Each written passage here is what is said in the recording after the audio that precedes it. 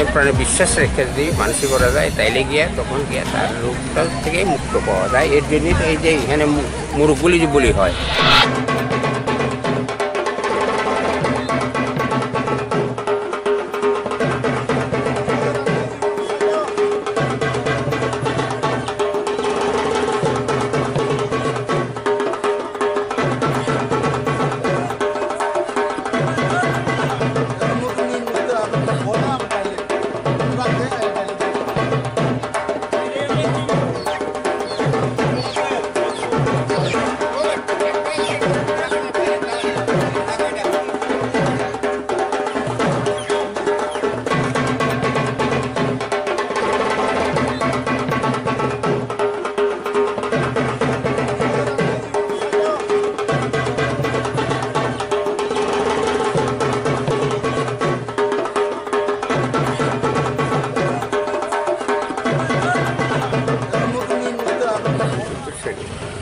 বছরের প্রথম পূজা হইল আপনাদের যে গণেশ পূজা, ট্রাইবেলদের বলে গড়িয়া পূজা, আর উপজাতিদের বলে গড়িয়া পূজা।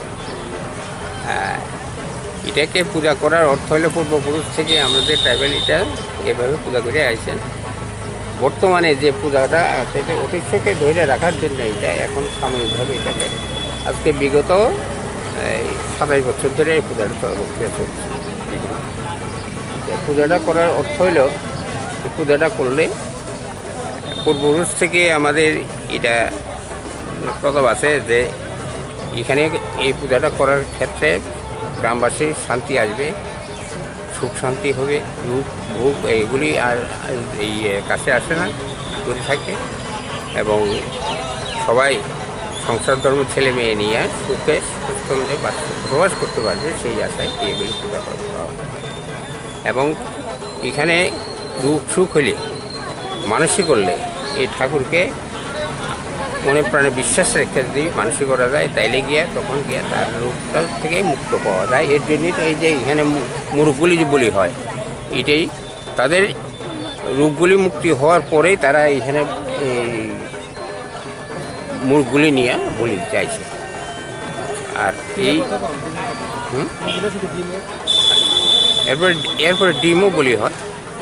ডিম প্রত্যেকের পরিবার থেকে ধরেন ভালো মন্দ বিচার করার ক্ষেত্রে সেইগুলি ডিম নিয়ে তারা আসেন। এখানে যদি কোনো খারাপ হয় আর কি ডিমগুলি, তখনই তাদের পরিবারের মধ্যে এই খারাপ লক্ষণ বলে এটা পরিচিত হয়। সেই উদ্দেশ্যেই এই গড়িয়া পূজা।